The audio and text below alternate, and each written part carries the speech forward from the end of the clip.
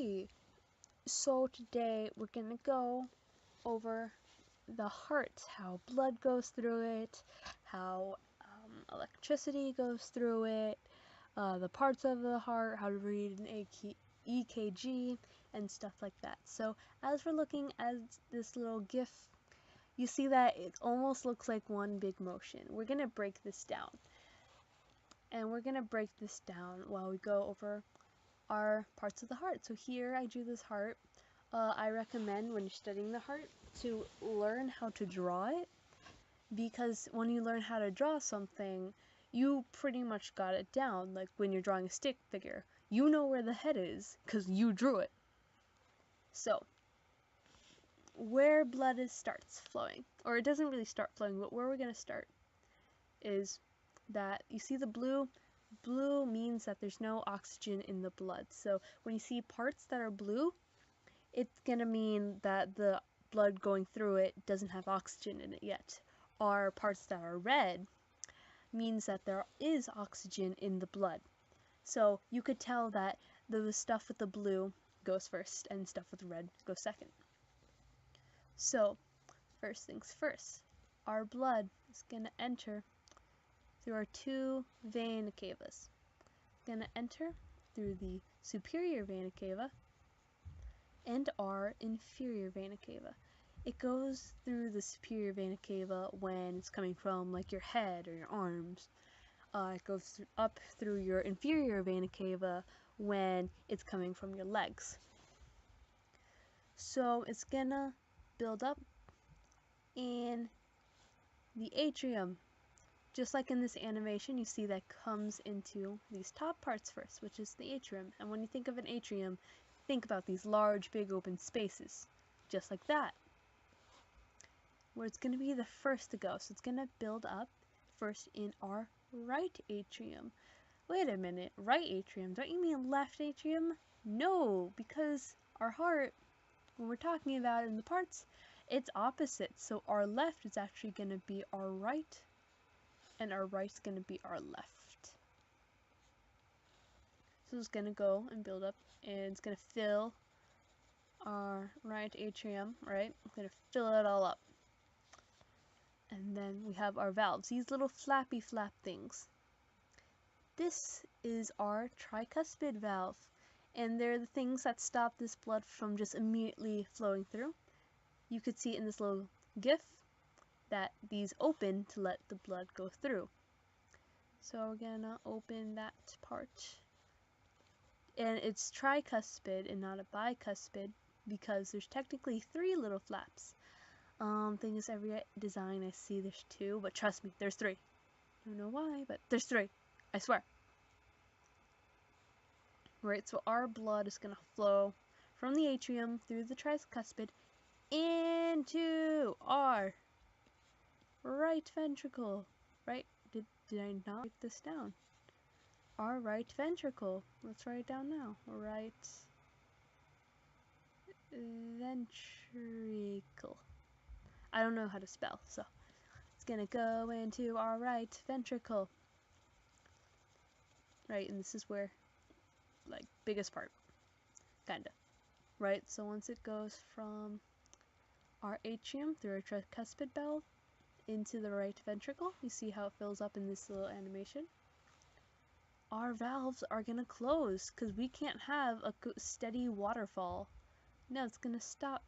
The tricuspid's gonna close, so then more blood will fill up here.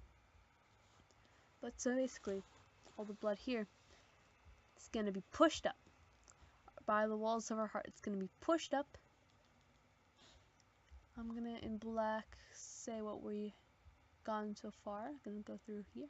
It's gonna be pushed up through our pulmonary valve. I wrote down here, our pulmonary valve. So it's gonna go through our pulmonary valve. It's called that because you see this blue thing? It's gonna go up in, so these are gonna open, and it's gonna go through our pulmonary valve to the pulmonary artery. Right? And what we know of our terms is that plume means lung, so it's gonna go, and it actually, the pulmonary valve kind of splits into two, and it's gonna go to our right and our left lung. So, because lung gives us oxygen. Alright, so, alright, well, to go get oxygen, it's gonna come back from our left side, or technically the right, but our left side, because we learned that they're opposite, into our aortic veins, because vein means coming back, right? So it's gonna come back into our veins, right? Into, if this is the right atrium, then this will be our left atrium. No, spoilers. Did I not write it? Whatever, I'll write it then. Left atrium. And just like the right atrium's gonna go, I'm just gonna fill, and that is where our mitral valve is gonna let this blood all go into our left ventricle. Right, it's gonna go into our left ventricle. Then it's gonna go up through the atrial valve. Right, so this valve's gonna open and let it in while our mitral valve closes. And atrial, why? Because it's already it already has oxygen in it. I'm not gonna try and pronounce oxygenated blood. Right, it's gonna go up through our atrial valve, and it kind of goes behind all this, and that's harder to see. So, you know, comes back down, up into our aorta. So the aorta, that weird looking part, it's gonna send it off into the body. So blood's gonna go like to the head, to the legs, right? And it's gonna go and it's gonna oxygenate, put oxygen in the rest of our bodies, like our arms, our fingers, our legs. So then it'll come back to the superior vena cava and start all over again. So now that you understand it, I hope you can now see how this works. Right? So, if we recap, if I erase all the stuff, I erased it all. Oh. Only erased all of this.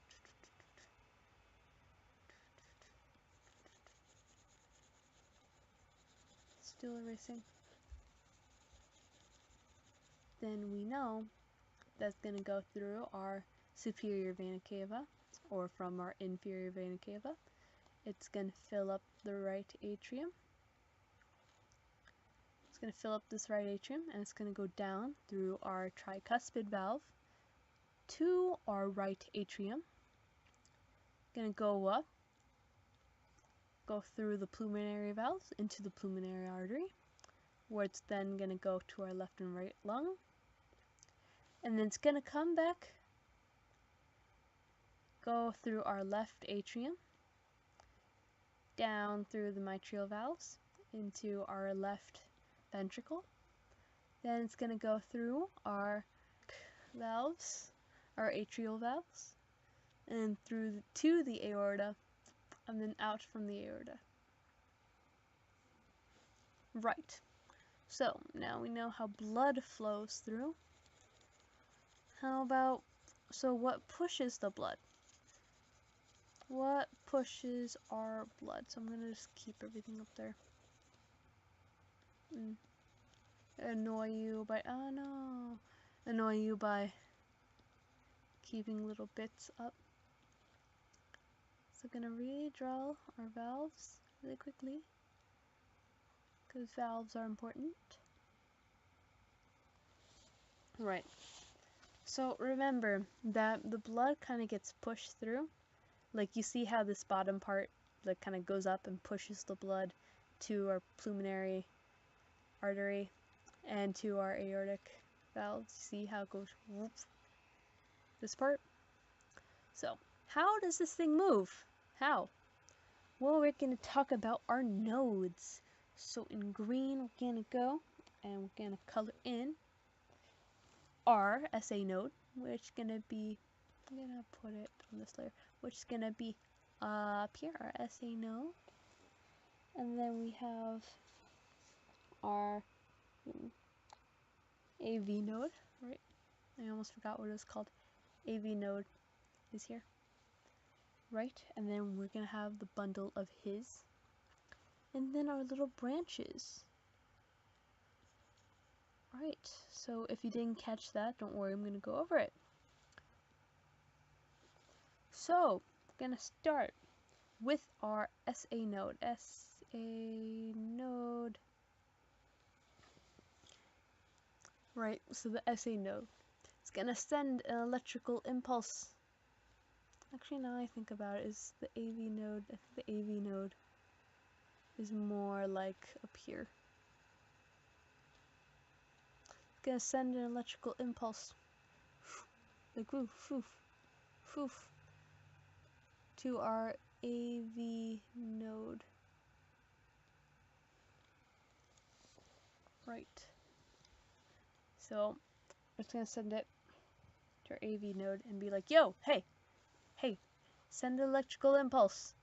Right, and this is going to move our atrials, our atriums, I mean. That's going to push the blood down into the ventricle. So, that's going to push down. So, right? And once the atriums push the blood down into the ventricle, it's going to send a message to our bundle of his. Bundle of his, right? And so the bundle of his catches the message, be like, oh, now it's my turn. And it's going to send its electrical impulse. We're going to put that in yellow. Through our really weird, how to pronounce word.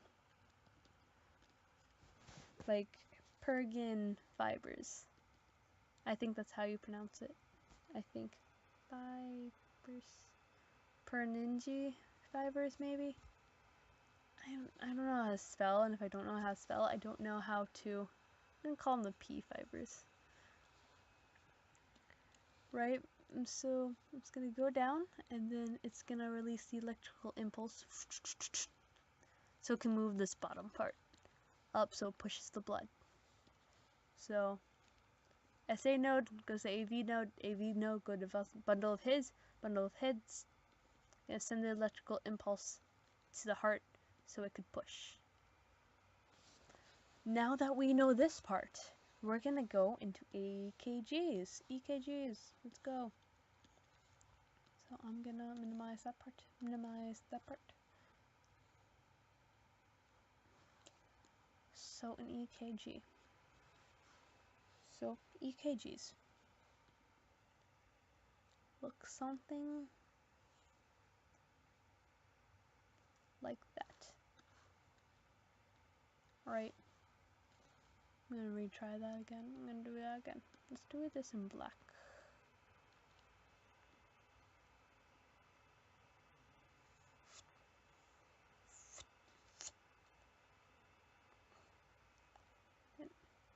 Right. So we got our little squiggly line that we learn mostly. Yes, I'm done. Okay. That we learn in, like, you know, our first hospital dramas.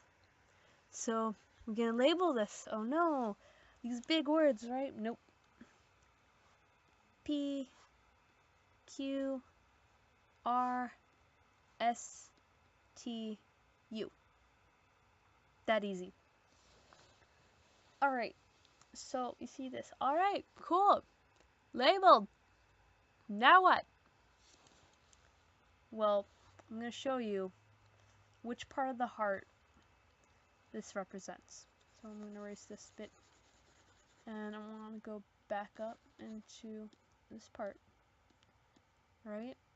That's going to zoom out a bit. Or what? Why should I zoom out when I could just minimize this?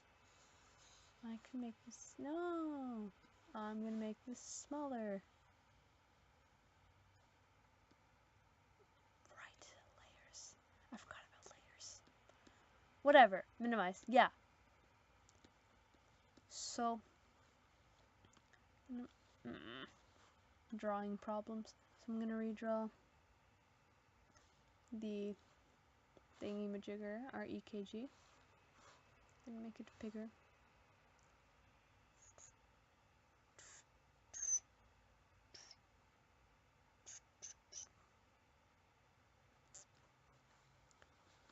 So which part of the heart, is going where? So our P, Q, R, S, T, U. So how should I explain this? Our P, first thing that happens with the electrical impulse, if you look back to our little animation GIF thing, what's the first to move? It's our atriums. So we're gonna see these P's. I'm gonna draw P in green, no, non-green. How about in this light blue? So it's easy to see. P, gonna start in our atriums, right? So it's gonna squeeze the atrium so it could push out the blood, right? And when it squeezes, we're gonna call that depolarization. I'm gonna write that a bit later. Our QRS, see, next to move is our ventricles. So QRS, I'm gonna write that in a dark green, or maybe in orange. I'm gonna do that in orange. Our QRS is gonna be our ventricles. QRS, right? Because that's gonna squeeze. It's gonna squeeze, right? It's gonna squeeze. So squeezing, keep on saying squeezing too much, starting to sound like a weird word. Squeezing, what does that mean? From the squeeze, that means there's another word for it. Depolarization. Don't know if I spelled that right. Whatever, depolarization. How long is this getting anyway? Damn, it's freaking long. Depolarization. It means that squeezing. So when it squeezes, you see, what do you notice? It relaxes. That's where a T comes in. It's gonna relax. Which relaxing means repolarization. Repolarization.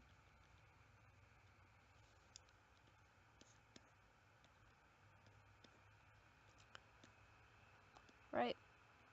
Alright. So when it repolarize, it's gonna relax. So why didn't I put any relaxing thing in the atrium? Because it's kind of relaxing as the ventricles are like depolarization. I'm making up words. Are squeezing, but it's just not weak because when you're reading in the EKG,